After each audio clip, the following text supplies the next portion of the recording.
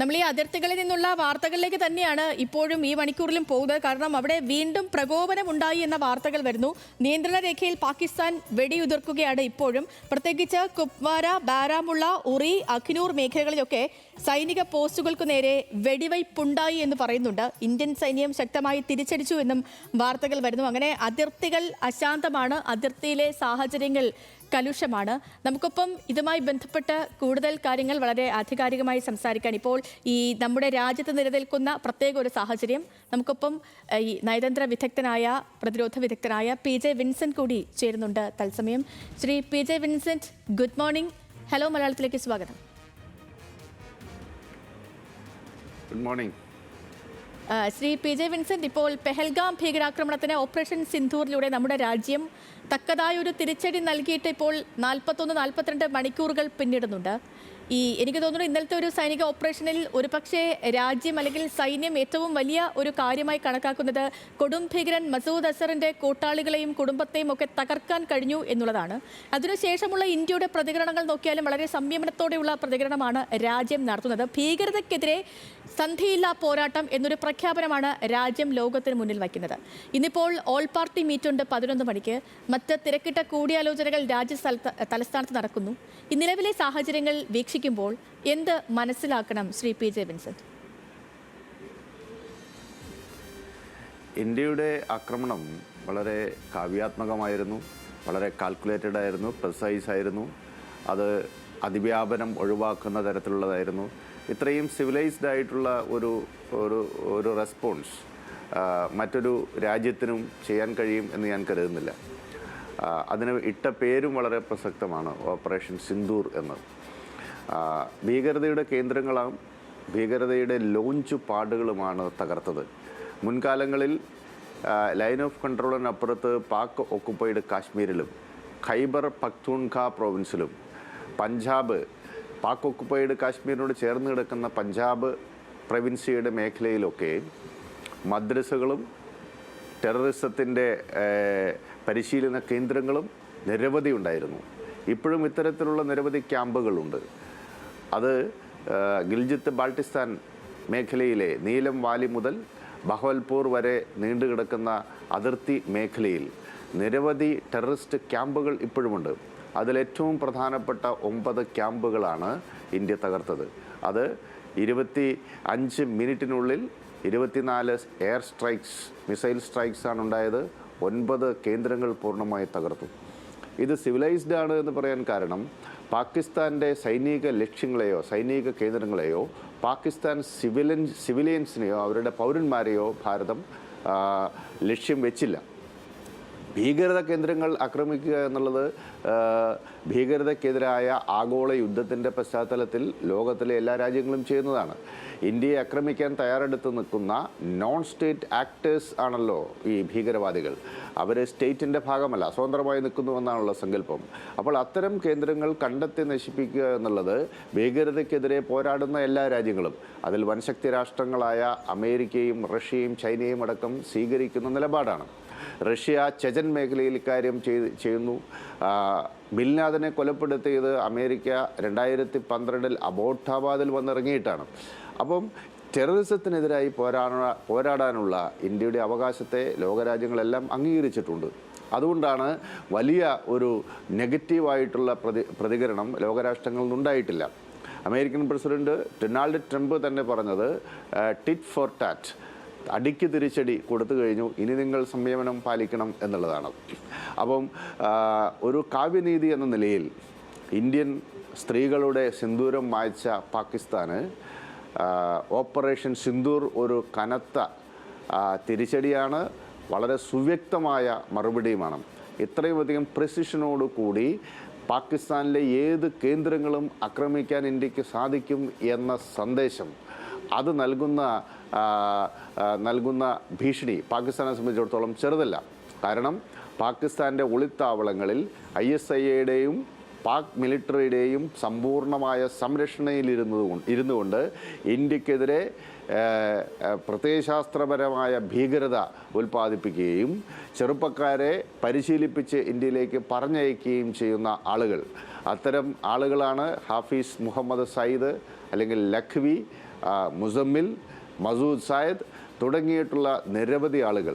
അപ്പം ഇത്തരം ആളുകൾ ലോകത്തിൽ ഒരു കോണിലും സുരക്ഷിതമായിരിക്കില്ല എന്ന സുവ്യക്തമായ മെസ്സേജ് കൊടുക്കാൻ സാധിച്ചു. ഇന്ത്യയിലെ എല്ലാ പൊളിറ്റിക്കൽ ഫോർമേഷനും ശക്തമായ ഗവൺമെൻറ്റിൻ്റെ കൂടെ നിൽക്കുന്ന ഒരു കാഴ്ചയും നമ്മൾ കണ്ടു. മുൻ പ്രതിരോധ മന്ത്രി AK ആന്റണിയുടെ സ്റ്റേറ്റ്മെൻറ്റ് വന്നത് വളരെ കൃത്യമായിരുന്നു. ഇന്ത്യ ഒറ്റക്കെട്ടായി അണിനിരക്കുന്നു എന്നുള്ളതാണ്. അതുപോലെ ഗവൺമെൻറ് ഇക്കാര്യം പ്രതിപക്ഷത്തോടും രാജ്യത്തോടും വിശദീകരിക്കാനും എന്താണ് സംഭവിച്ചതെന്ന് പറയുവാനും തയ്യാറായി എന്നുള്ളത് വളരെ പ്രധാനമാണ്. ഒരു ജനാധിപത്യ രാഷ്ട്രത്തിൽ ഇത്തരത്തിലുള്ള പൗരന്മാരോട് കാര്യങ്ങൾ വിശദീകരിക്കേണ്ട ബാധ്യതയുമുണ്ട്. അതേസമയം പട്ടാളത്തിൻ്റെ നീക്കങ്ങൾ അത് സ്വാഭാവികമായിട്ടും പട്ടാളം നടത്തും.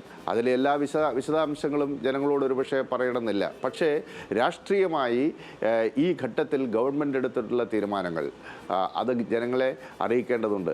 പ്രതിരോധ മന്ത്രി പ്രതിരോധ വകുപ്പിനെ പ്രതിനിധീകരിച്ചുകൊണ്ട് സോഫിയ ഖുറൈഷിയും ജോമിക സിംഗും അതുപോലെ വിദേശകാര്യ മന്ത്രാലയത്തിൻ്റെ സെക്രട്ടറി വിക്രം മിശ്രിയും എന്താണ് സംഭവിച്ചത് എന്ന് ലോകത്തോടും ഇന്ത്യയോടും വിളിച്ചു പറഞ്ഞു. അതിനുശേഷമാണ് പ്രതിരോധ മന്ത്രി ഇക്കാര്യം വിശദീകരിക്കുന്നത്.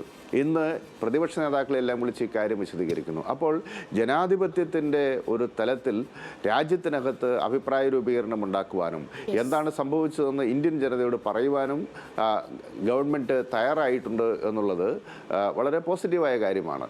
അതോടൊപ്പം ഏറ്റവും പ്രധാനപ്പെട്ട കാര്യം പാകിസ്ഥാൻ അതിർത്തിയിൽ ഉടനീളം പ്രകോപനം സൃഷ്ടിക്കുകയാണ്. ഇതിനകം 15 ഇന്ത്യക്കാർക്ക് ജീവൻ നഷ്ടപ്പെട്ടു. അതിൽ ഒരാളാണ് പട്ടാളക്കാരൻ, ബാക്കി 14 പേരും സിവിലിയൻസാണ്. അപ്പോൾ പാകിസ്ഥാൻ ഒരു ക്രൂഡ് റോ സ്റ്റേറ്റ് ആണ് എന്നതിൻ്റെ ഏറ്റവും പ്രധാനപ്പെട്ട ഉദാഹരണമാണ്. പാകിസ്ഥാന്റെ സൈനിക കേന്ദ്രങ്ങളെ പാകിസ്ഥാന്റെ പ്രകോപനം ഇപ്പോഴും തുടരുന്നുണ്ട്. കഴിഞ്ഞ ദിവസം ഈ പാക് പാർലമെന്റിൽ ഈ ഷെഹബാസ് ഷെരീഫ് പറഞ്ഞൊരു കാര്യമുണ്ട്. 80 വിമാനങ്ങൾ 80 എയർപ്ലെയിൻസ് അതിർത്തി കടന്നു വന്നു.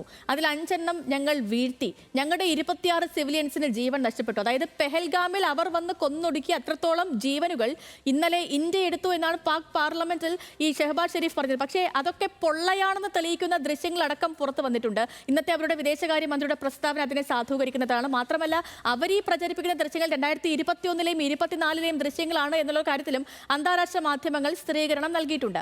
ശ്രീ PJ വിൻസെന്റ്, നമ്മൾ എപ്പോഴും നോക്കുമ്പോൾ പാകിസ്ഥാനിൽ ഭരണം പിടിക്കുന്നത് 2 വഴിയാണ്. ഒന്ന് ഈ സൈന്യത്തിന്റെ വഴി, ഒന്ന് സൈന്യം നേരിട്ട് ഭരിക്കുന്നു, മറ്റൊന്ന് സൈന്യത്തിന്റെ നിർദ്ദേശപ്രകാരം തിരഞ്ഞെടുക്കപ്പെട്ട ഭരണകൂടം ഭരിക്കുന്നു. അസിം മുനീർ അസ്വസ്ഥനാണ്, റാവൽപിണ്ടി തകർന്നിരിക്കുന്നു. ഇനി ഈ ഒരു സൈന്യം നടത്തുന്ന നീക്കങ്ങൾ അത് എങ്ങനെയായിരിക്കും? പാക് സൈന്യം നടത്തുന്ന നീക്കങ്ങൾ എങ്ങനെയായിരിക്കും? ഈ ജനാധിപത്യത്തിലേക്ക് അല്ലെങ്കിൽ പാകിസ്ഥാന്റെ ഭരണ തലപ്പത്തേക്ക് എത്താൻ അസിം മുനീർ ഈ അവസരത്തെ വിനിയോഗിക്കുമോ എന്നുള്ളതാണ് അന്താരാഷ്ട്ര സമൂഹം ഇനി ഉറ്റുനോക്കുന്ന ഒരു കാര്യം. അത് അത്ര എളുപ്പമാവില്ല എന്നാണ് പാകിസ്ഥാനിൽ തന്നെ കിട്ടുന്ന സൂചന. കാരണം അവിടെ ഖൈബർ പഷ്തൂൺഖ പ്രോവിൻസസിൽ ഈ പത്താൻ ദേശീയത അതിശക്തമായി അസിം മുനീറിനെതിരായിട്ട് നിൽക്കുകയാണ്. അസിം മുനീർ സൈനിക മേധാവിയായതിനു ശേഷം അദ്ദേഹം പത്താനായിട്ടുള്ള ഖാനുമായിട്ട് വളരെ സംഘർഷാത്മകമായ ബന്ധമാണുള്ളത്. അദ്ദേഹത്തെ പുറത്താക്കുന്നതിന് പിന്നിലൊക്കെ വലിയ റോള് അദ്ദേഹത്തിനുണ്ട്. അതോടൊപ്പം പത്താൻ വംശജരായിട്ടുള്ള നിരവധി മിലിറ്ററി ഉദ്യോഗസ്ഥന്മാരെയും സിവിൽ ഉദ്യോഗസ്ഥന്മാരെയും ഒക്കെ രാഷ്ട്രീയ സ്വാധീനം ഉപയോഗിച്ചും പട്ടാളത്തിൻ്റെ ഇടപെടലിലൂടെയും പുറത്താക്കുകയുണ്ടായി. അപ്പോൾ അതുകൊണ്ട് പത്താൻ ദേശീയത ഇപ്പോൾ ശക്തമായി അസിം മുനീറിനും സൈന്യത്തിനുമെതിരെ തിരിഞ്ഞിരിക്കുന്ന സാഹചര്യമുണ്ട്. ഈ ഒരു കോണ്ടസ്റ്റിലാണ് അവിടെ തെഹ്രീക്ക് ഈ തലിബാൻ, അതായത് പാക് തലിബാൻ ശക്തമായ ആക്രമണങ്ങൾ അവർക്കെതിരെ നടത്തുന്നത്. ബലൂചിസ്ഥാൻ മേഖലയിലും ബലൂചി ലിബറേഷൻ ആർമി തുടർച്ചയായി സംഘർഷത്തിൻ്റെ പാതയിലാണ്.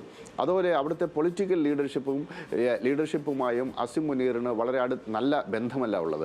ഈ ഒരു സാഹചര്യത്തിലാണ് പാകിസ്ഥാനിലെ എക്സ്ട്രീമിസ്റ്റ് എലമെൻസിൻ്റെ പിന്തുണ ഉറപ്പാക്കാൻ വേണ്ടി കഴിഞ്ഞ ഏപ്രിൽ 14 അദ്ദേഹം ഹിന്ദുക്കളും മുസ്ലിമുകളും 2 ദേശീയതകളാണ്, അവർക്ക് ഒരിക്കലും ഒരുമിച്ച് നിൽക്കാൻ സാധിക്കില്ല എന്നൊക്കെയുള്ള 1940-കളിലെ വിഭജന കാലത്തെ മുദ്രാവാക്യങ്ങളും ആശയങ്ങളും വീണ്ടും ആവർത്തിച്ചുകൊണ്ട് അദ്ദേഹം ഒരു ഇന്ത്യ വിരുദ്ധതയുടെ പ്രഘോഷണമാണ് ഉണ്ടായത്.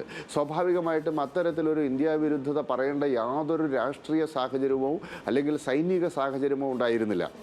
അദ്ദേഹത്തിൻ്റെ ഈ പ്രസംഗത്തെ തുടർന്നാണ് ഏപ്രിൽ 22-ന് പഹൽഗാം ഉണ്ടാവുന്നത്. തികച്ചും ജിഹാദിസ്റ്റുകളുടെ ഭാഷയിലാണ് അന്ന് അദ്ദേഹം സംസാരിച്ചത്. അതുകൊണ്ട് തന്നെ അദ്ദേഹം ജിഹാദി ജനറൽ എന്ന മാധ്യമങ്ങളെല്ലാം സൂചിപ്പിക്കുകയുമുണ്ടായി. അപ്പോൾ ഈ രാഷ്ട്രീയമായിട്ടും ഈ സൈന്യത്തിനകത്തും ഒക്കെ അദ്ദേഹത്തിൻ്റെ നേതൃത്വത്തിനെതിരായിട്ടുള്ള വികാരം ശക്തിപ്പെട്ടു വരുന്നു. ഈ ഒരു സാഹചര്യത്തിലാണ് അദ്ദേഹം ഒരു മിസ് അഡ്വഞ്ചർ നടത്തിയത് എന്നാണ് ഞാൻ കരുതുന്നത്. അവിടുത്തെ മിലിറ്ററിയാണ് സ്വാഭാവികമായിട്ടും പാകിസ്ഥാൻ്റെ രാഷ്ട്രീയവും നയതന്ത്രപരവുമായ കാര്യങ്ങളെയൊക്കെ നിർണ്ണയിക്കുകയും നിശ്ചയിക്കുകയും ചെയ്യുന്നത്. ഇവിടെ അധികാരത്തിൽ തൻ്റെ പിടി അഴയുന്നുവോ എന്ന തോന്നലുണ്ടായ ഘട്ടത്തിൽ വീണ്ടും അധികാരം ഉറപ്പിക്കുവാനും ഒരു 3 വർഷം കൂടെ തൻ്റെ ടേം നീട്ടിക്കിട്ടുവാനും അതോടൊപ്പം രാജ്യത്ത് ശക്തിപ്പെട്ടു വരുന്ന ബലൂചിസ്ഥാൻ മേഖലയിലും ഖൈബർ പഷ്തൂൺഖ മേഖലയിലും ശക്തിപ്പെട്ടു വരുന്ന ഭീകരവാദം, അത് പാകിസ്ഥാനെതിരായിട്ടാണ്. പാകിസ്ഥാൻ വളർത്തിയെടുത്ത ഭീകര സംഘങ്ങൾ പാകിസ്ഥാനെതിരെ പോരാടുന്ന സാഹചര്യമാണ് അവിടെയുള്ളത്. ഇതിനെയെല്ലാം നേരിടാൻ ഇന്ത്യ വിരുദ്ധത, ഹിന്ദു വിരുദ്ധത പ്രചരിപ്പിക്കുക അല്ലാതെ മറ്റൊരു മാർഗവുമില്ല. അപ്പോൾ പാകിസ്ഥാൻ്റെ കയ്യിൽ, അസീം മുനീറിൻ്റെ കയ്യിൽ, ഈ ജിഹാദി ജനറലിൻ്റെ കയ്യിലുള്ളത് ഇന്ത്യ വിരുദ്ധത അല്ലാതെ മറ്റൊന്നുമല്ല. ഇതിനു മുമ്പുള്ള സൈനിക മേധാവികൾ പലപ്പോഴും ഇന്ത്യ വിരുദ്ധതയാണ് പറഞ്ഞതെങ്കിൽ ഒരു പടി കൂടി അപ്പുറത്തേക്ക് പോയി ഇത് ഒരു ഹിന്ദു വിരുദ്ധതയുടെ ഒരു പ്രതലവും കൂടി സൃഷ്ടിക്കുവാൻ അദ്ദേഹം ശ്രമിച്ചു. അതുതന്നെയാണ് പഹൽഗാമിൽ നമ്മൾ കണ്ടത്. ഹിന്ദുക്കളായിട്ടുള്ള ആളുകളെ മാറ്റി നിർത്തി വെടിവെച്ച് കൊന്നതിലൂടെ ഇന്ത്യക്കകത്തും സാധിക്കുമെങ്കിൽ ഒരു ഹിന്ദു മുസ്ലിം സംഘർഷത്തിൻ്റെ പശ്ചാത്തലം ഉണ്ടാക്കാൻ സാധിക്കുമോ എന്ന ദുഷ്ടലാക്ക് അദ്ദേഹത്തിനുണ്ടായിരുന്നു. പക്ഷേ ആ ഒരു സാഹചര്യത്തെയൊക്കെ ഇന്ത്യ അതിജീവിച്ചു. പക്ഷേ പാകിസ്ഥാൻ അതിജീവിച്ചിട്ടില്ല എന്നതാണ് ഇപ്പോൾ കിട്ടുന്ന സൂചന. അതേസമയം അതിർത്തിയിൽ നിരന്തരമായിട്ടുള്ള ഷെല്ലിംഗ് നടക്കുകയാണ്. അത് അതിർത്തിയിലല്ല, LOCയിലാണ്. അത് പക്ഷേ ഒരു പുതിയ പ്രതിഭാസമേ അല്ല. കാരണം ഏപ്രിൽ 22-ന് പഹൽഗാം സംഭവത്തിന് ശേഷം ഇന്ത്യൻ തിരിച്ചടി ഉണ്ടാകും എന്ന് സുനിശ്ചിതമാണ്. അന്ന് തുടങ്ങി ഏപ്രിൽ 23 മുതൽ തന്നെ അതിർത്തിയിൽ വെടിനിർത്തൽ കരാർ ലംഘിച്ച് നിരന്തരമായി വെടിവെപ്പുണ്ടാകുന്നുണ്ട്. ആ വെടിവെപ്പിന് തുടർച്ചയായി ഇപ്പോൾ ഷെല്ലാക്രമണവും ഉണ്ടായിരിക്കുന്നു എന്നുള്ളതാണ്. ഇന്ത്യൻ സൈന്യത്തിന് ആ മേഖലയിൽ കനത്ത തിരിച്ചടി കൊടുക്കാനുള്ള ശേഷിയുണ്ട്. അതുകൊണ്ട് പാകിസ്ഥാൻ ഈ ഒരു അക്രമം തുടർന്നാലും അതിനെ നേരിടാനുള്ള കരുത്ത് ഇന്ത്യക്കുണ്ട്. കൃത്യമായ തിരിച്ചടിയും കൊടുക്കും. അതേസമയം ഇന്റർനാഷണൽ ബോർഡറിലേക്ക് ഇതുവരെ പാകിസ്ഥാന്റെ അക്രമം ഉണ്ടായിട്ടില്ല. അതുണ്ടാകുകയാണെങ്കിൽ സ്ഥിതി മാറും. ഒരുപക്ഷെ കൂടുതൽ ശക്തമായ സൈനിക നീക്കത്തിലേക്ക് ഇന്ത്യ നീങ്ങാനും സാധ്യതയുണ്ട്. ശ്രീ PJ വിൻസെന്റ്, ഇപ്പോൾ 13 രാഷ്ട്രങ്ങളുമായിട്ടാണ് നമ്മുടെ ഫോറിൻ സെക്രട്ടറി ഈ സ്ഥിതിഗതികളൊക്കെ വിശദീകരിച്ചത്. ഈ ജർമ്മനി, ജപ്പാൻ, ഫ്രാൻസ്, സ്പെയിൻ രാജ്യങ്ങളുമായി നമ്മുടെ വിദേശകാര്യ മന്ത്രിയും സംസാരിച്ചു.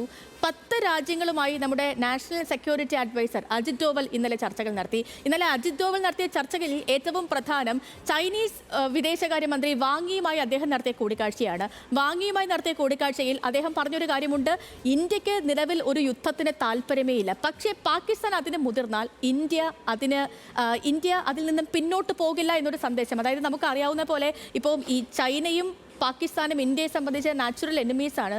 അവർ അയൺ ബ്രദേഴ്സുമാണ്. അപ്പോൾ അങ്ങനെയെങ്കിൽ ചൈനയ്ക്ക് ഇന്ത്യ കൊടുക്കുന്ന ഒരു സന്ദേശം അത് കൃത്യമായി പാകിസ്ഥാനിൽ എത്തുമെന്ന കാര്യം അജിത് ഡോവലിന് അറിയാം. അതുകൊണ്ടായിരിക്കണം ഒരുപക്ഷെ അദ്ദേഹം അങ്ങനെ ഒരു പ്രസ്താവന നടത്തിയതും. ശ്രീ PJ വിൻസെന്റ്, എനിക്കുള്ളൊരു സംശയം എന്ന് വെച്ചാൽ, ഇപ്പോൾ ഈ നിലവിൽ രാജ്യാന്തര തലത്തിൽ എല്ലാ രാഷ്ട്രങ്ങളെയും ഒക്കെ വിശ്വാസത്തിലെടുക്കാൻ നമ്മുടെ ഇന്ത്യക്ക് സാധിച്ചിട്ടുണ്ട്. സ്ഥിതിവിശേഷങ്ങൾ അവരെ ബോധ്യപ്പെടുത്താനും സാധിച്ചിട്ടുണ്ട്. ചൈനയെ സംബന്ധിച്ച് ചൈനയ്ക്ക് പാകിസ്ഥാനിൽ ചില പ്രത്യേക താല്പര്യങ്ങളുണ്ട്. അത് നേരത്തെയും പ്രകടമായതാണ്. ഇപ്പോഴത്തെ ചൈനയുടെ ഈ പാകിസ്ഥാനെ ചേർത്ത് നിർത്തിയുള്ള പ്രസ്താവനകളൊക്കെ അത് ആ കൃത്യം ലക്ഷ്യത്തിലേക്ക് മാത്രം നീണ്ടു നിൽക്കുന്നതാണോ, അതോ ഇന്ത്യക്കെതിരെ വരും ദിവസങ്ങളിൽ അല്ലെങ്കിൽ വരും മണിക്കൂറുകളിലൊക്കെ ചൈന ഒരു നിലപാടെടുക്കാനുള്ള ഒരു സാധ്യതയുണ്ടോ? ഇന്ത്യക്കെതിരായിട്ട് പ്രകടമായിട്ടൊരു നിലപാടെടുക്കാനുള്ള സാധ്യതയില്ല. അത് ചെയ്യുന്നത് ചൈന ആഗോളതലത്തിൽ ചൈനയ്ക്ക് തന്നെ അത് വലിയ പ്രതിസന്ധിയായി മാറും. കാരണം ഭീകരതയ്ക്കെതിരായിട്ട് ചൈനയുടെ സിങ്ജിയാങ് പ്രോവിൻസിൽ അവിടെ എഡ്യൂക്കേഷൻ ഇൻ്റഗ്രേഷൻ എന്ന പേരിൽ ഉയ്ഗൂർ മുസ്ലിമുകൾക്കെതിരെ നടത്തുന്ന പീഡനങ്ങൾ 10 ലക്ഷത്തോളം ആളുകളെയാണ് കോൺസെൻട്രേഷൻ ക്യാമ്പുകൾ പോലെയുള്ള കേന്ദ്രങ്ങളിലേക്ക് അയച്ച് എഡ്യൂക്കേഷനും ഇൻ്റഗ്രേഷനും ഒക്കെ നടത്തിക്കൊണ്ടിരിക്കുന്നത്. അതിൽ വലിയ മനുഷ്യാവകാശ ലംഘനം നടക്കുന്നുണ്ട് എന്ന് ലോകത്തിലുള്ള ആംനസ്റ്റി ഇൻ്റർനാഷണൽ തുടങ്ങി UN തുടങ്ങി അമേരിക്ക തുടങ്ങി യൂറോപ്യൻ യൂണിയൻ തുടങ്ങിയുള്ള രാജ്യങ്ങളെല്ലാം വിമർശനം ഉന്നയിക്കുന്ന ഒരു ഘട്ടവും കൂടിയാണ്. അപ്പോൾ ഭീകരതയുടെ വലിയ പ്രശ്നങ്ങളെ അഭിമുഖീകരിക്കുന്ന ആ രാജ്യത്തിന് ഇന്ത്യക്കെതിരായിട്ട് ഒരു ഇരട്ടത്താപ്പ് സ്വീകരിക്കാൻ സാധിക്കില്ല. പക്ഷേ ഇവിടെ നമ്മൾ മനസ്സിലാക്കേണ്ട ഒരു പ്രശ്നം, അമേരിക്കയുടെ ശക്തമായ പിന്തുണ ഒരു കാലത്ത് പാകിസ്ഥാൻ ഉണ്ടായിരുന്നു. ഇന്ന് ആ ഒരു പിന്തുണയും ധനസഹായവും ആയുധ സഹായവും അമേരിക്കയിൽ നിന്ന് കിട്ടുന്നില്ല. എന്നാൽ ചൈനയിൽ നിന്ന് അത് കിട്ടുന്നുണ്ട്. ചൈനയുടെ ശക്തമായ പിന്തുണ ഇന്ന് പാകിസ്ഥാനുണ്ട്. ചൈനയുടെ ഒരു വാസൽ സ്റ്റേറ്റ് എന്ന നിലയിലാണ് പാകിസ്ഥാൻ പ്രവർത്തിക്കുന്നത്. മാത്രവുമല്ല, പാകിസ്ഥാൻ ഇന്ത്യക്കെതിരെ ഉപയോഗിക്കുന്ന പല ആയുധങ്ങളും പഹൽഗാം ഭീകരവാദികൾ ഉപയോഗിച്ച കമ്മ്യൂണിക്കേഷൻ നെറ്റ്വർക്ക് അടക്കം ചൈനയിൽ നിന്ന് വന്നതാണ്. അപ്പോൾ ചൈനയ്ക്ക് ഈ മേഖലയിൽ വലിയ താല്പര്യമുണ്ട്. പാകിസ്ഥാൻ ചൈന ഭായി ഭായി എന്നുള്ളതാണ് ഇപ്പോഴത്തെ അവസ്ഥ. 1950കളിൽ ഇന്ത്യ ചൈന ഭായി ഭായി എന്ന് നമ്മൾ വിളിച്ചതാണല്ലോ. പഞ്ചശീല തത്വങ്ങളൊക്കെ രൂപപ്പെടുത്തിയതാണ്. ഏറ്റവും മാന്യമായ, ഏറ്റവും സാംസ്കാരികമായി ഔന്നത്യം പുലർത്തുന്ന ഒരു ബന്ധമായിരുന്നു അത്. പക്ഷേ ഇപ്പോൾ ചൈനയും പാകിസ്ഥാനും തമ്മിലുള്ള ബന്ധം അങ്ങേയറ്റം മനുഷ്യത്വ വിരുദ്ധമാണ്. ഇന്ത്യയെ ഏതെങ്കിലും തരത്തിൽ ശിഥിലീകരിക്കാൻ പാകിസ്ഥാനിലുള്ള ഭീകര സംഘങ്ങളെ പോലും ചൈന സഹായിക്കുന്ന സാഹചര്യമുണ്ട്. അപ്പോൾ മാത്രമല്ല, ചൈനയ്ക്ക് കാശ്മീരിലും താല്പര്യമുണ്ട് എന്നതാണ് പ്രശ്നം. ജമ്മു ആൻഡ് കാശ്മീരിൻ്റെ ഭാഗമായിട്ടുള്ള ലഡാക്ക്, ഈ ടിബറ്റിൻ്റെ ഭാഗമായ ലിറ്റിൽ ടിബറ്റ് എന്നാണ് അറിയപ്പെടുന്നത്. ആ മേഖല നിയന്ത്രണത്തിലാക്കാൻ വേണ്ടി നിരന്തരമായി അതിർത്തിയിൽ ചൈനീസ് ഇൻകേർഷൻ ഉണ്ടാവുന്നുണ്ട് എന്ന് നമുക്കറിയാം. പാങ്കോങ് ലേക്കിൻ്റെ 60% ചൈനീസ് നിയന്ത്രണത്തിലാണ്. ഇപ്പോൾ കഴിഞ്ഞ ബ്രിക്സ രാജ്യങ്ങളുടെ ഉച്ചകോടി റഷ്യയിൽ നടന്ന സമയത്ത് പുടിൻ്റെ നിർദ്ദേശപ്രകാരം ആണ് തൽക്കാലം ചൈനയും ഇന്ത്യയും തമ്മിൽ ഈ അതിർത്തിയിലുണ്ടായിട്ടുള്ള സംഘർഷങ്ങൾക്ക് അയവ് വന്നത്. അപ്പോൾ ചൈനീസ് ഫാക്ടർ വളരെ പ്രധാനപ്പെട്ടതാണ്. ചൈനയുടെ തന്ത്രപരവും സൈനികവുമായ താല്പര്യങ്ങൾ നേടിയെടുക്കുന്നതിന് വേണ്ടി അവർ പാകിസ്ഥാനെ ഉപയോഗിക്കുന്നു. തിരിച്ച് ഇന്ത്യക്കെതിരായിട്ട് യുദ്ധം ചെയ്യാൻ പാകിസ്ഥാൻ ചൈനയും ഉപയോഗിക്കുന്നു എന്നുള്ളതാണ് ഒരു സാഹചര്യം. അതുകൊണ്ട് ചൈനയുടെ ഒരു താല്പര്യം ഇതിൻ്റെ പിന്നിലുണ്ട് എന്നുള്ളത് വളരെ പ്രസക്തമാണ്. അക്കാര്യത്തിൽ കൃത്യമായ ഒരു മെസ്സേജ് ഇന്ത്യ ചൈനയ്ക്ക് കൊടുത്തിട്ടുണ്ട് എങ്കിൽ അത് വളരെ കൃത്യമാണ്. ഈ ചൈനയുടെ ഈ ഒരു ഇടപെടലിനെ കൂടി ന്യൂട്രലൈസ് ചെയ്യാതെ പാകിസ്ഥാൻ്റെ ഈ അതിക്രമങ്ങളെ പൂർണ്ണമായി പ്രതിരോധിക്കാൻ നമുക്ക് സാധിക്കില്ല. ശ്രീ പി ജെ വിൻസെന്റ്, ഇപ്പോൾ ഉറി അറ്റാക്ക് 2014 ഉറി അറ്റാക്കിന് നമ്മൾ എയർ സ്ട്രൈക്ക്, ഈ സർജിക്കൽ സ്ട്രൈക്ക് കൊടുത്തു. അതിനുശേഷം പുൽവാമ വരുന്നു. പുൽവാമയ്ക്ക് നമ്മൾ അവിടെ എയർ സ്ട്രൈക്ക് കൊടുത്ത് നമ്മൾ പകരം വീട്ടി. ഒപ്പം ഇപ്പോൾ പെഹൽഗാം വരുന്നു. പെഹൽഗാമിൽ ഓപ്പറേഷൻ സിന്ധൂർ. നമ്മൾ ഈ ഓരോ ഓപ്പറേഷൻസും ഇന്ത്യ നടത്തുന്നത് ശ്രദ്ധിച്ചാൽ ഓരോന്നും ഓരോ പടി കയറിയുള്ളൊരു നീക്കമാണ് നടത്തിക്കൊണ്ടിരിക്കുന്നത്.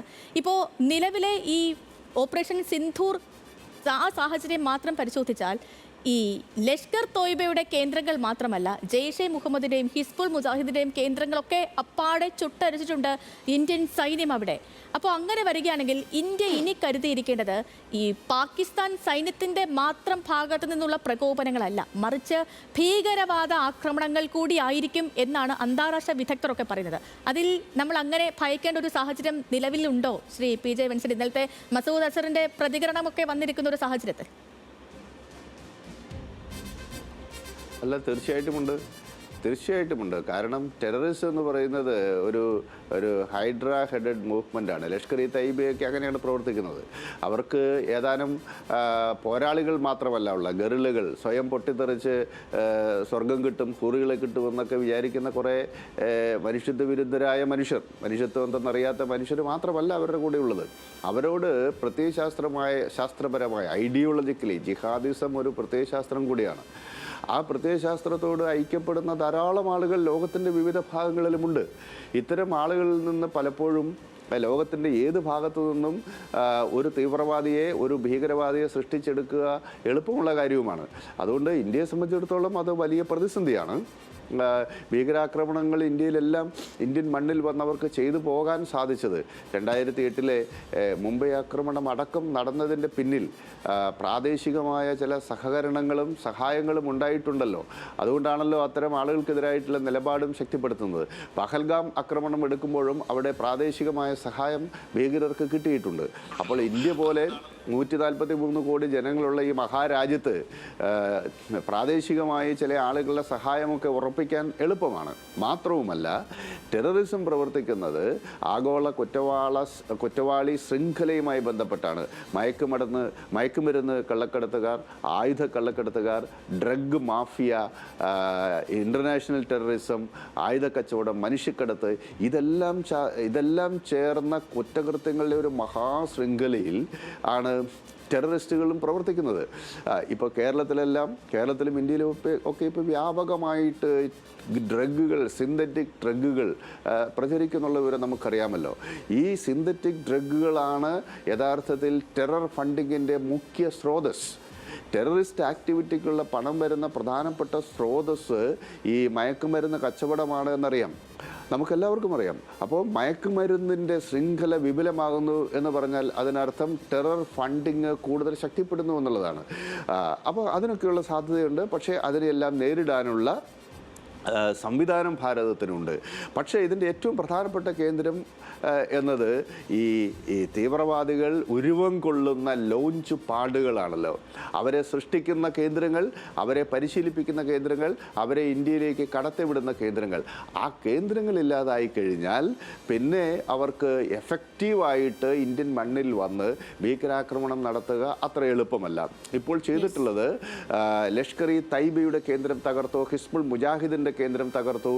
അതുപോലെ Jaish Mohammed, one of the most terrible terrorist മൂവ്മെൻ്റാണത്. 2000-ൽ മസൂദ് അഷർ സ്ഥാപിച്ച ജെയ്ഷെ ഇ മുഹമ്മദ്, അതിൻ്റെ കേന്ദ്രം കംപ്ലീറ്റ് തകർത്ത് കളഞ്ഞു. അപ്പോൾ ക്രോസ് ബോർഡർ ടെററിസം നടത്തിക്കൊണ്ടിരിക്കുന്ന, ഭീകരർ റിക്രൂട്ട് ചെയ്യുന്ന പ്രധാനപ്പെട്ട ടെററിസ്റ്റ് ഓർഗനൈസേഷൻസിൻ്റെ അതിലേറ്റവും പ്രധാനപ്പെട്ടതാണ് ഈ ലഷ്കർ ഇ തൈബയും ജെയ്ഷെ ഇ മുഹമ്മദും. ഹിസ്ബുൾ മുജാഹിദീൻ വളരെ മറ്റൊരു പ്രധാനപ്പെട്ട സംഘമാണ്. ഇവർ നേതൃത്വം നൽകുന്ന, ഇവർ സ്പോൺസർ ചെയ്യുന്ന പ്രോക്സികളും, ഇപ്പോൾ ഈ റെസിസ്റ്റന്റ് ഫ്രണ്ട് എന്ന് പറയുന്നത് ഒരു പ്രോക്സിയാണ്. അപ്പോൾ ഇത്തരം സംഘങ്ങളാണല്ലോ ഈ ക്രോസ് ബോർഡർ ടെററിസം നടത്തിക്കൊണ്ടിരിക്കുന്നത്. അവരുടെ കേന്ദ്രങ്ങൾ തകർത്തത് കൊണ്ട്, തലയ്ക്ക് അടി കിട്ടിയത് കൊണ്ട് അത്ര എളുപ്പം ഇനി അവർക്ക് പുനഃസംഘടിപ്പിച്ച് അക്രമത്തിൻ്റെ പാതയിലേക്ക് വരാൻ തിരിച്ചു വരാൻ സാധിക്കും എന്ന് ഞാൻ കരുതുന്നില്ല. ഓക്കെ, വളരെയധികം നന്ദി ശ്രീ പി ജെ വിൻസെന്റ്, നമുക്കിപ്പം ചേർന്നതിന്, ഈ അങ്ങയുടെ കാഴ്ചപ്പാടുകൾ, അറിവുകൾ നമ്മുടെ പ്രേക്ഷകരിലേക്ക് എത്തിച്ചതിന് അങ്ങേക്ക് നല്ലൊരു ദിവസം കൂടി ആശംസിക്കുക. Thank you.